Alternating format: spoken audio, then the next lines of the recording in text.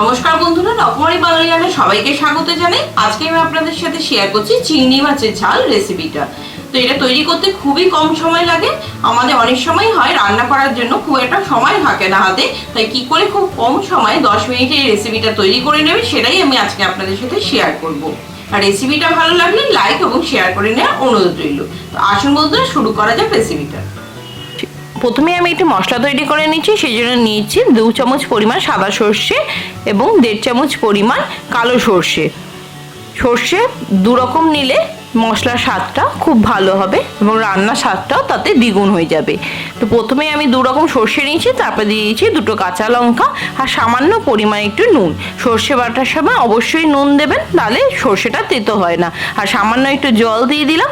এবার ঢাকাটা আটকে আমি এটা মিক্সারে পেস্ট করে নিচ্ছি। এরপরেই চিংড়ি মাছটা আমি কেটে নিচ্ছি। আর বাড়িতে কি করে চিংড়ি মাছটা কাটতে হবে সেটাই আমি লিঙ্কে শেয়ার করেছি, অবশ্যই এখানেও আমি দেখিয়ে দিচ্ছি। ডেসক্রিপশনে একটা লিঙ্ক দেওয়া রয়েছে, সেটা আমার একটা ভিডিওতে আমার শেয়ার করা রয়েছে। আর এর মধ্যে আমি দেখিয়ে দিচ্ছি কিভাবে কাটতে হবে। প্রথমে খোলাগুলোকে ছাড়িয়ে নিচ্ছি, তারপরে এর থেকে শীটটাকে ফেলে দিতে হবে, যেটাই মেন ময়লাটা থাকে চিংড়ি মাছে। তো এটা ভালো করে পরিষ্কার করতে হবে, না হলে কিন্তু সেটা স্বাস্থ্যের জন্য ভালো হবে না। তো প্রথমে খোলগুলোকে ছাড়িয়ে নিচ্ছি, তারপরে এই শীটটাকে ফেলে দিলাম। এইভাবে শীটটা পরিষ্কার করে ফেলে দিতে হবে, তাহলে চিংড়ি মাছটা খুব ভালোভাবে ক্লিন হয়ে যাবে। এইভাবেই আমি 3টে চিংড়ি মাছকে ছাড়িয়ে নিচ্ছি। সমস্ত চিংড়ি মাছগুলো ছাড়িয়ে নিয়ে ভালো করে ধুয়ে নিতে হবে। প্রথমে চিংড়ি মাছটা ভালো করে পরিষ্কার করে নিচ্ছি, তারপরে এগুলোকে ধুয়ে নেব।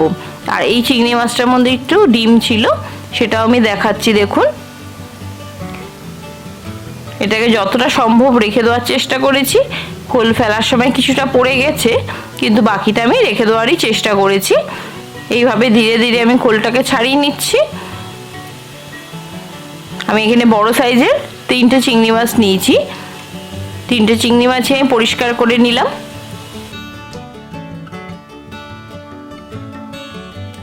তারপরে এই মাছটার থেকেও শীটটা ফেলে দিচ্ছি।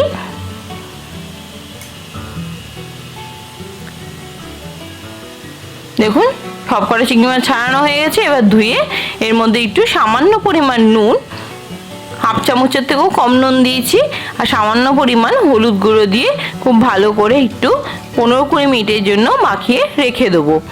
তাহলে মাছটা খুব সুস্বাদু হবে। এই জন্য 15 মিনিট রেখে দিচ্ছি মাখিয়ে। এরপর কড়াইতে দিয়ে দিয়েছি তেল গরম হলে মাছগুলোকে ভেজে নেব। অবশ্যই চিংড়ি মাছটা রান্না করার চেষ্টা করবেন সর্ষে তেলে, কারণ সর্ষে তেলেই এই সমস্ত রান্নার স্বাদটা ভালো হয়। ভালো করে আমি মাছটা দুদিক থেকে ভেজে নিচ্ছি। চিংড়ি মাছ ভাজতে বা রান্না করতে খুব বেশি সময় লাগে না, খুব কম সময়ে রান্নাটা হয়ে যায়। আর এই রেসিপিটা তো খুবই কম সময় হয়। যখন বাড়িতে কোনো অতিথি আসবে হঠাৎ করে, আপনি খুব চট করে এই রেসিপিটা বানিয়ে নিতে পারেন।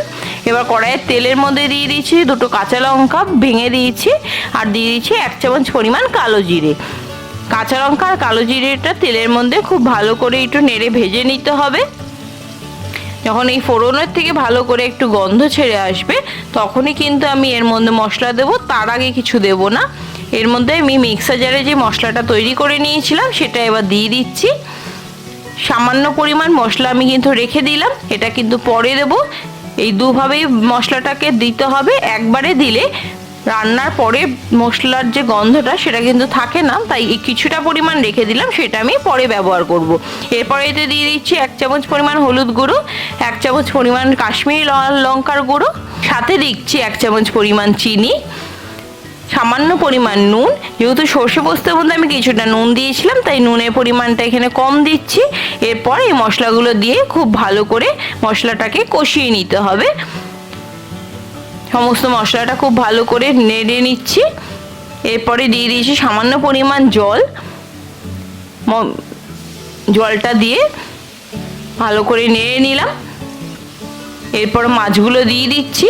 মাছগুলো দিয়ে একটু নেড়ে মিশিয়ে ঢেকে দিতে হবে। ঢেকে দিলাম কিছুক্ষণের জন্য।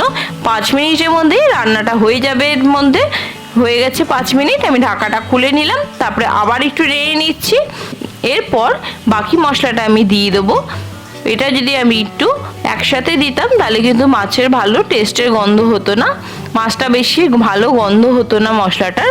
তাই জন্য আমি এটা পরে এখন দিয়ে নিলাম। আর সাথে দিলাম কিছুটা পরিমাণে কাঁচা সর্ষের তেল।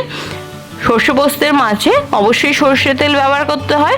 আমি যদিও এখানে শুধু সর্ষে ব্যবহার করেছি, তবুও কিন্তু সর্ষে তেলটা দেবেন, তাতেই কিন্তু রান্নার স্বাদটা বেশি ভালো হবে। আর দিয়ে দিলাম দুটো কাঁচা লঙ্কা। এরপরে কিছুক্ষণ একটু ফুটে উঠলেই মাছটা কিন্তু একদম রেডি হয়ে যাবে। আমি আবার একটু কিছুক্ষণ জন্য ফুটিয়ে নিচ্ছি। 2-4 মিনিট আর ফুটিয়ে নিলেই মাছটা একদম রেডি হয়ে যাবে। আর বেশিক্ষণ কিন্তু ফোটানো যাবে না, তাহলে সর্ষে তেল এবং মশলার যে গন্ধটা সেটা কিন্তু একদম চলে যাবে। এরপর আমি গ্যাসটা বন্ধ করে দিয়েছি। এরপর কিছুক্ষণের জন্য একটু ঢাকা দিয়ে রাখবো, যাতে রান্নার গন্ধটা খুব ভালো সেট হয়।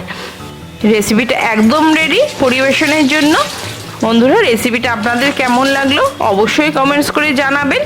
ভালো লাগলে নতুন বন্ধুদের বলবো চ্যানেলটিকে সাবস্ক্রাইব করে নিতে এবং পাশে থাকা বেল আইকনটিতে অল প্রেস করে রাখতে, যাতে আমার সমস্ত রেসিপির আপডেট আগে আপনারা পেতে পারেন। পুরনো বন্ধুদের অসংখ্য ধন্যবাদ সঙ্গে থাকার জন্য। সুস্থ থাকবেন, ভালো থাকবেন, রকমারি বাঙালি রান্নার সাথে অবশ্যই থাকবেন।